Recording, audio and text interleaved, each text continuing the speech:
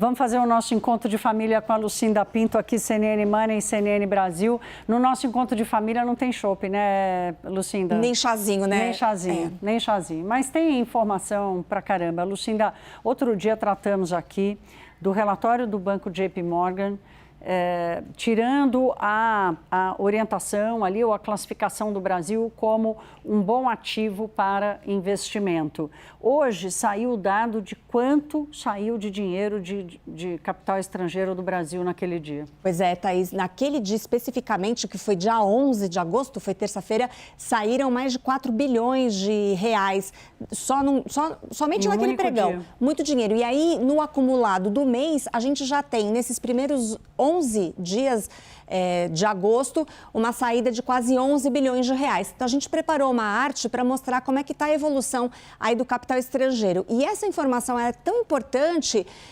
porque, no fim das contas, são os estrangeiros, os investidores que, de fato, movimentaram o Ibovespa. O que a gente tem visto é saída do investidor brasileiro já há muitos meses dos fundos de ações, por conta do juro alto. Claro, com juro nesse patamar, todo mundo quer comprar renda fixa.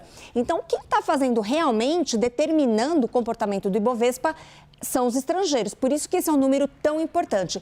Além de ser, obviamente, um termômetro de como é que está aí o ambiente para o Brasil. Então, a gente começou o ano bombando, o mês de janeiro foi aquela surpresa, entraram 26 bilhões de reais. Em fevereiro, 16 bilhões. Em março, 11 bilhões. Aí começamos a perder um pouquinho de força, já estava aqui no meio do conflito. No mês de abril, houve um ingresso de 3 bilhões de reais.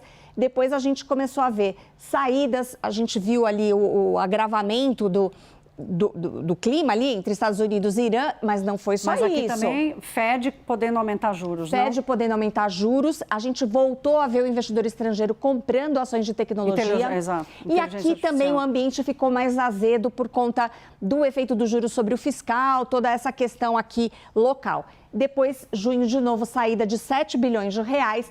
Julho tentamos recuperar, ali entraram 2,5 bilhões de reais e agora, somente nesses primeiros dias de agosto, 11,9 bilhões de reais. Não dá para dizer que necessariamente a gente vai fechar o mês assim. Pode ser que haja uma reversão, que entre por algum motivo aí um dinheiro que altere. Então, não dá para dizer necessariamente que isso aqui é uma indicação de que agosto terá uma saída líquida. Mas olhando para as informações, olhando para os motivos que explicam esses resgates, é muito provável que nada mude. Então, por que os investidores foram embora? Obviamente, muito obedecendo ali a orientação do JP Morgan, que é uma referência global para o investidor. E ele se baseou no fato de que as empresas tendem a ter resultados mais fracos, porque o juro aqui no Brasil fica alto por muito tempo, a economia deve se desacelerar e o JP Morgan alertou ali para o ciclo de crédito, que preocupa muito, pensando especialmente nas empresas. E esse ambiente não vai mudar. E aí tem aquele outro fator, que é a eleição, né, Thaís? Que também está bem explícita, né? Só para vocês terem uma ideia do que são 4 bilhões de reais saindo num único dia, nesse mês de julho, quando houve alguma recuperação, no mês inteiro, 2 bilhões e meio, né? Então, 4 bilhões de reais de saída em um único dia é bastante. Então, vamos ver o efeito na Bolsa e no dólar dessa história? Isso. No dia dessa mega saída, a Bolsa caiu 2,5%. Hoje, a gente está vendo, pelo 8º dia consecutivo, uma queda de 0,23%. Olha que engraçado, o dólar subiu 0,23%, uma coincidência aí. E olha o dólar se aproximando dos R$ 5,20. E aqui, obviamente, tem muito a ver com esse fluxo negativo, realmente o investidor tirando o seu dinheiro aqui, tirando os seus dólares aqui do mercado. Então, isso é que explica, Thaís. Lucinda, vamos mudar de assunto aqui. Hoje surgiu uma informação que chamou a atenção do mercado no mundo inteiro, porque há um questionamento sobre a prevalência do dólar, sobre qualquer moeda, né? Na verdade, é quase um império do dólar como moeda transacional do mundo inteiro. O Deutsche Bank, que é um dos principais bancos da Europa, um banco alemão, foi o primeiro europeu a processar operações em yuan, que é a moeda da China. E o quanto o mercado enxergou nisso uma sinalização de que talvez a mudança esteja mesmo começando, uma mudança de pelo menos uma diversificação melhor de uso da moeda? Thaís, essa decisão de autorizar o Deutsche a fazer servir como infraestrutura, então, para essas negociações de yuan, ela é vista como um passinho pequeno ainda na direção da internacionalização do yuan. Na verdade, outros bancos já faziam isso na Europa, mas eram apenas bancos chineses. Agora é o primeiro banco europeu a fazer a custódia, né?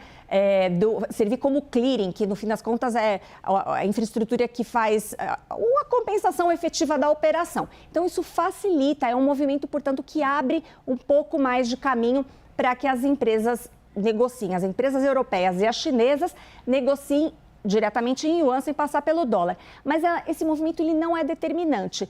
E a gente vai ver aqui que a China ela vem tomando uma série de medidas, essa escolha do Deutsche ela é mais uma delas, para tentar transformar a yuan numa moeda comercializável ali, né? Então, gerando estímulos, a China vem provendo estímulos para o comércio internacional diretamente na moeda deles, né, no yuan, tem ampliado empréstimos e emissões de dívida na moeda chinesa. Aliás, o Tesouro Nacional já manifestou interesse em fazer uma captação. Nosso Tesouro Nacional, exatamente. Fortalecimento do sistema de pagamentos internacionais deles, que é o CIPS.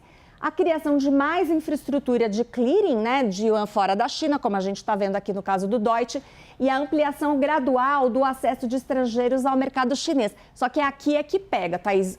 A China, ela quer que o yuan seja utilizado para os negócios de comércio exterior, mas ela não tem atuado muito no sentido de liberar o fluxo de capital. Eu ia dizer exatamente isso. A China faz controle de capital. Exato. Não mudou ainda e dificilmente vai ser grande, gigante, porque na hora que o regime determinar que fecha a porta, não pode tirar o dinheiro, aí já era, né? Se tem limite para você investir e resgatar da China, então fica complicado, claro, né? Então, por causa disso, a gente vai ver na próxima tela que, na verdade, embora exista uma expressão de desejo de muitos players, inclusive grandes bancos centrais vêm fazendo isso, de diversificar a moeda para não ficar totalmente dependente do dólar, a verdade é que a participação do yuan nos comércios globais ainda é muito baixa. O dólar representa 50% de todas as transações comerciais globais, enquanto o yuan representa apenas 3,10%. Então, a decisão de hoje, Thaís, é um passinho de formiga, é pequeno. E uma formiguinha só, né? Que foi lá sozinha e tal. É isso. Aqui depois tem euro, depois tem iene, moeda japonesa. Isso tem mesmo. Franco suíço, tem libra esterlina do Reino Unido. Então, ainda tem um longo caminho. E tem uma outra questão, é o seguinte: ativos disponíveis para investimento, para aquisição como investimento. Está tudo, a grande maioria, mais de 70%, nos Estados Unidos, ou seja, ativos referenciados em dólar, é mais difícil ainda. É isso. Obrigada, Lucinda, boa noite para você. Boa noite, Thaís, boa noite a todos.